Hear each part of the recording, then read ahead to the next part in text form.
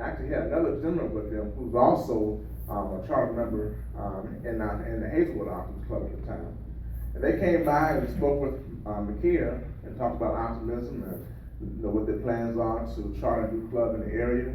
And McKeer hadn't even talked to me, then at that time. She said, okay, well, I'll look into it. And so she talked to me about it, and it sounds great, and it was in line with what the school was doing in philosophy. So quite naturally, we decided to get involved, and also became one of the charter members.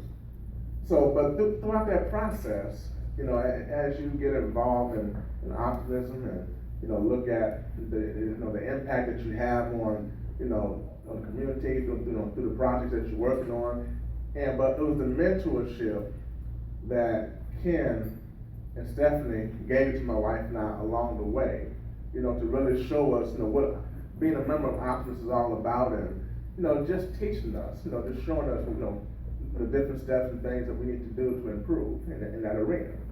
So I'm bringing them forward because of the years that we have had a very great relationship. And I remember he asked me about becoming president of the club. I said, okay, I'll be president of the club. And I was president of the club for a year. And then, after the next year rolled around, he came back to me again and talked about becoming lieutenant governor.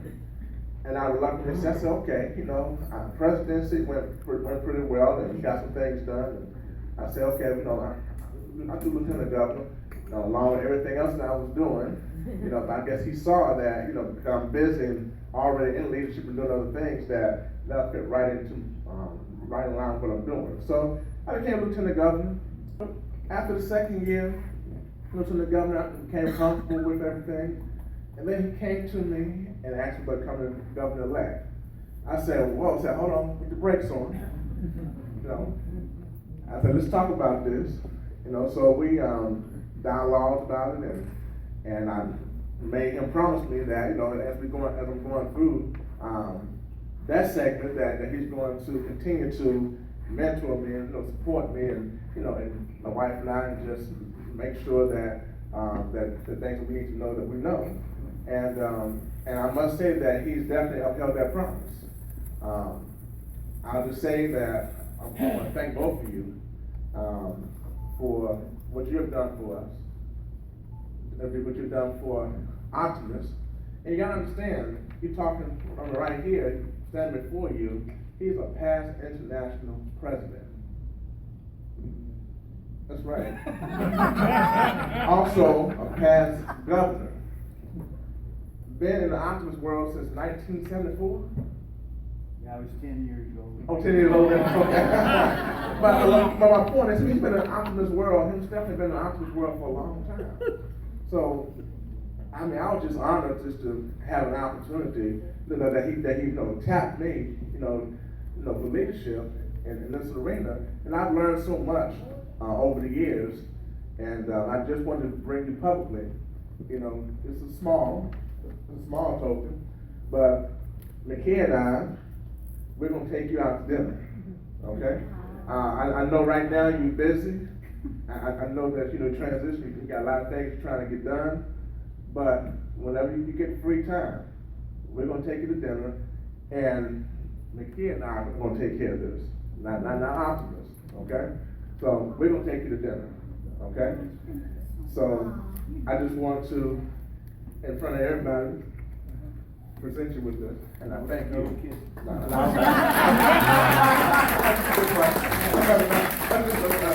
So again, just thank you. We hope that every time we come to one of these meetings, it doesn't matter where we are, they call us the teacher, but yet you become the teachers and we become the student. So we learn so much off of you, and inspires us to continue on with what we do. Those resumes are long and they're exhausting, but as Just Bob always, we refer to, we are just Ken and Patsy. We're an Optimist member. We love this organization. We're very passionate about this organization and where it's going to go in the future.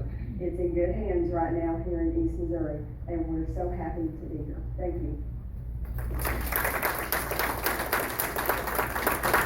What she said. Yeah, It is our privilege to be here, and it is great to be in the current number 4 district of Optimist International. That is a big accomplishment. I will tell you though, last week we were in AMS, we were in that big district, and they're sitting number 1. Now, I kind of pointed out, with the Olympics, I said it's good to be here in Canada, in the land of the bronze. And, yeah, that's what they said too. But that being said, we're sitting here with number 4. Now, if I'm not mistaken, I don't remember 4 getting on the platform. So we need to be stepping up our roles, right? This is the year of the Olympics. So we got just a little bit over 30-something, almost 40 days. 40 days, 42 members, that's a member a day. That's an easy accomplishment. It's not an easy accomplishment, that is an accomplishment.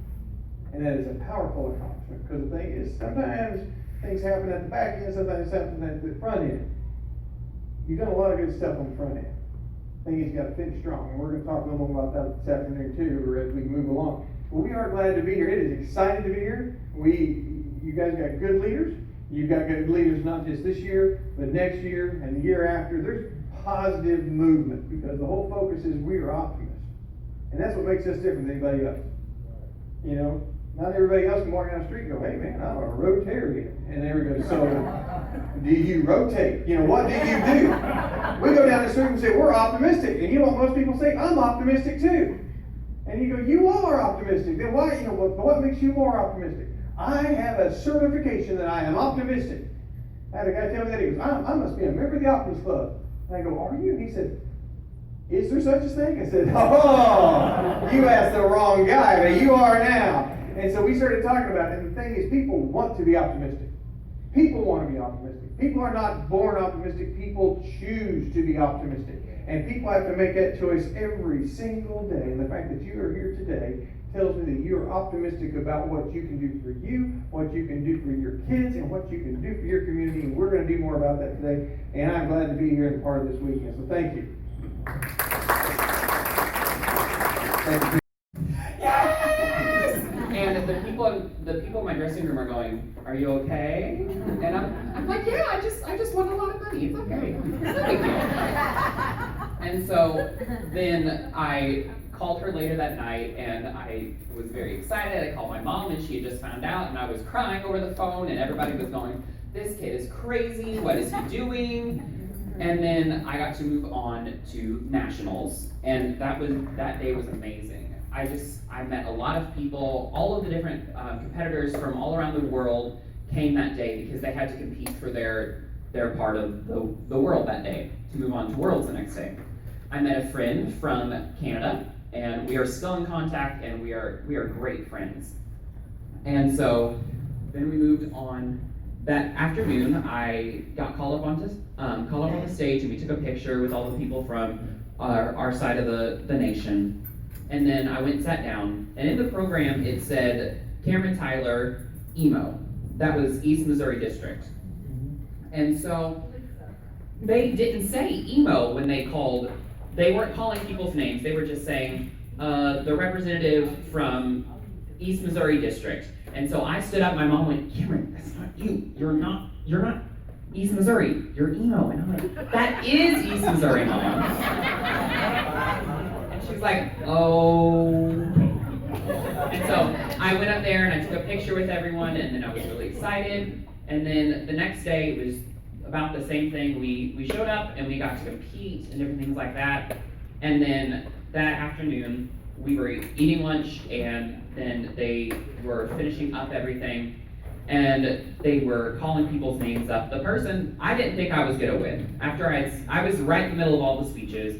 The person that I had placed as first place got third place, and so I was just sitting there going, I didn't win. It's okay. Yay, I'm happy for these people.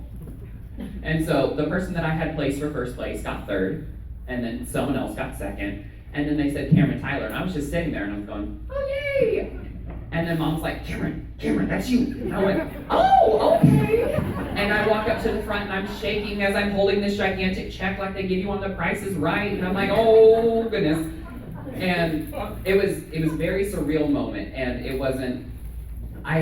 still hasn't sunk in. I don't think it'll sink in until next year when I go to college, and they're like, they hand me my first bill and they're like, oh, it's paid for, don't worry about it. You don't have to pay anything this month. And I'm like, yes. So that was basically my journey, and I just want to say thank you to everyone here, because even if you didn't give me money, or if you haven't heard my speech or seen me before, just the support that the Optimist Club has given me during this whole process has been amazing, and I appreciate it so much. So, now I'm going to give you the speech. How my best brings out the best in others. The word best is an adjective, and its definition, according to Merriam-Webster Dictionary, is of the most excellent, effective, or desirable type or quality. So, when I do my best, it brings out the greatest qualities in everyone around me. My best brings out the best in others when I'm at school, work, and with my infectious personality. Bethany Hamilton once said, "Love God, love others, do your best in all you do, even if you fall short." This is something that I take to heart when I'm at school. My best brings out the best in others at school when I'm with my friends, when I'm working on schoolwork, and when I'm participating in extracurricular activities. We tend to surround ourselves with people that are similar and or complement our personalities. The best in us is brought out through these friends, and they set us up for success and not failure. Bethany Hamilton's quote makes the most sense when talking about schoolwork. I try my best on every assignment given to me, but when someone else needs help, one of my deepest desires is to be able to serve others. I love seeing how me working hard makes others work harder. Other than friends and schoolwork, my best brings out the best in others at school when I'm participating in extracurricular activities. I'm involved in band, choir, and theater. When I do my best, others strive to their best by practicing and giving their all in every rehearsal. During pop concert time, you will see me along with other students from the choir department practicing the choreography tirelessly during class and during advisory almost every day. Working hard is something that most people strive to do, and I know that's something that I strive for. I'm a teacher at an after-school program. First, my best brings out the best in others at work when I have a positive attitude. Some say that children can smell fear, doubt, and other emotions from miles away, and their attitude will reflect yours. So, when a child's having a bad day, smile, laugh, talk kind of funny, have a listening ear to whatever's troubling them. When I'm having one of my worst days, my acting has to bring out that positive but mature attitude that the children need. As a 3-year employee of this program, I see fellow staff members come and go a lot. When I do my best, the new and old employees can watch to either figure out what needs to be done or help me figure out what I can do to become a better teacher. Another point that brings out the best in me as well as others is when I'm interacting with children's parents. When the parents come to pick up their kids, we get a call to send the kids down the hallway. But, as everyone knows, getting children to move quickly is a really hard task in itself. So, I do my best by getting the children down the hallway as fast as I can. The last point that brings out the best in me as well as others is my personality. Merriam-Webster Collegiate Dictionary defines personality as the combination of characteristics or qualities that form an individual's distinctive character. When I came to write this part, I thought about what I would say. Thought about making something up that made me sound super nice and professional, but instead, I just texted a couple of my friends and asked them what they liked most about me. My friend Emily said, "I love your great sense of service, and that makes me want to serve. Whether it's checking in with my friends each day to see if there's anything I can do for them, or visiting a local nursing home once a month to perform songs for the residents. I love giving myself consistently." Emily also said that I had an infectious laugh. Two of my favorite things are to smile and to laugh. When I laugh, it causes others to laugh. And when I smile, it causes others to smile too. My best brings out the best in others when I'm at school, work, and with my infectious personality. My goal in life is to be able to serve others and God while making my life what I want it to be. So, when you're having one of the worst days, just stop, smile, and think about how that may make someone else's day that much better. Thank you.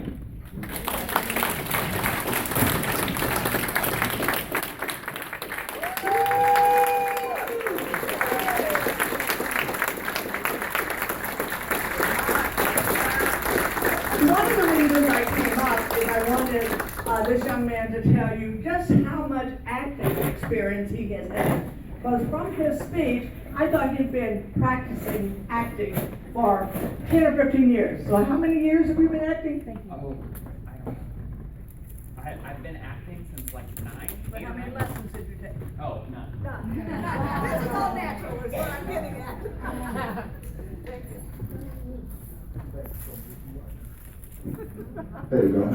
Thank you so much. Y'all can see now why he is the world champion, right? Excellent job.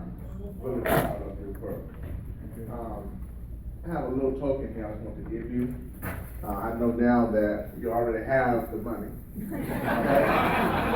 Not all the money, but Oh, not all? I'm getting there to getting in. Okay. Well, you won't have all of it. Okay.